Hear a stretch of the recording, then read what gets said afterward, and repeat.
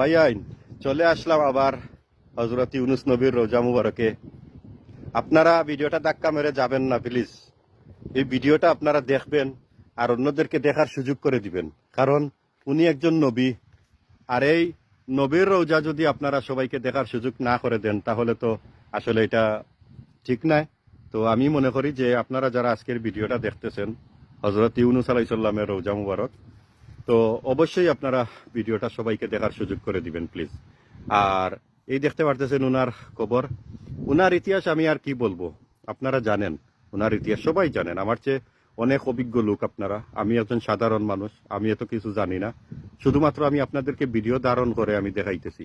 তো প্রিয় ভাইয়েন, হযরত ইউনূস আলাইহিস সালাম দীর্ঘ 40 দিন এই সেই সাগর, এই দেখেন এই সেই সাগর, আরব সাগর যেটা, এই সাগরে মাছে উনাকে খেয়ে ফেলছিল।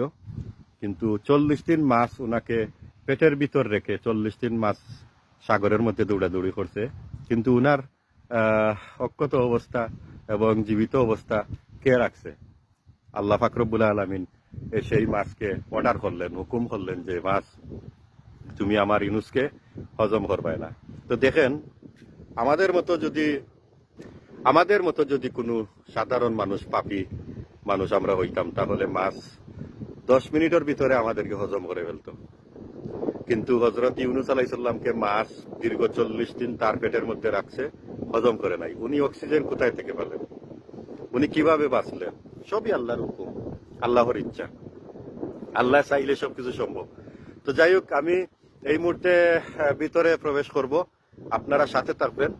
আর রোজাটা দেখবেন, সম্পূর্ণ ভিডিওটা দেখবেন আর অন্যদেরকে দেখার সুযোগ করে দিবেন প্লিজ। তো এখন আমি ভিতরে যাই।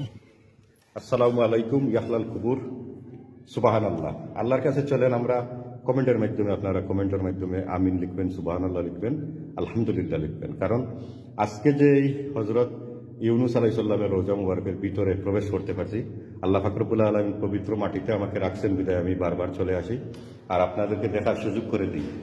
তো আপনারাও দেখেন আর ভিডিওটা অন্যদেরকে দেখার সুযোগ কিভাবে করবেন। আপনারা জানেন যে অনেক মমিন মুসলমান বই নাই, কিন্তু এই ধরনের ভিডিও দেখার জন্য খুবই একটা আগ্রহী থাকেন।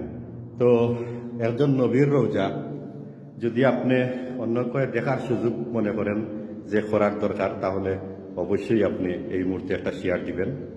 আর যদি আপনি আবার কোনো ভিডিও দেখতে চান আমার এই পেজে বা আমার ইউটিউব চ্যানেলে, তাহলে পেজ হলে সাবস্ক্রাইব করে রাখবেন, পেজ হলে ফলো করে রাখবেন। আর যদি ইউটিউব চ্যানেল থেকে দেখেন তাহলে সাবস্ক্রাইব করে রাখবেন, কারণ আবার আমি নবী ওলিয়া উলিয়াদের কোনো মাজারে গেলে সাথে সাথে আমি আপনাদেরকে ভিডিও দেব, তো আপনাদের কাছে চলে যাবে। তো প্রিয় ভাইয়ের, আমি শফিক মিয়া সবসময় আপনাদেরকে এই ধরনের জায়গা দেখানোর চেষ্টা করি বা দেখাই। তো আপনারা সবাই দেখবেন আর আমার জন্য দোয়া করবেন, আমি যেন সবসময় আপনাদেরকে এইভাবে নবী ওলিদের মাজারের রওজার ভিডিও দিতে পারি। তো সবাই ভালো থাকবেন, আল্লাহ হাফিজ, আসসালামু আলাইকুম ওয়া রাহমাতুল্লাহি ওয়া বারাকাতুহু।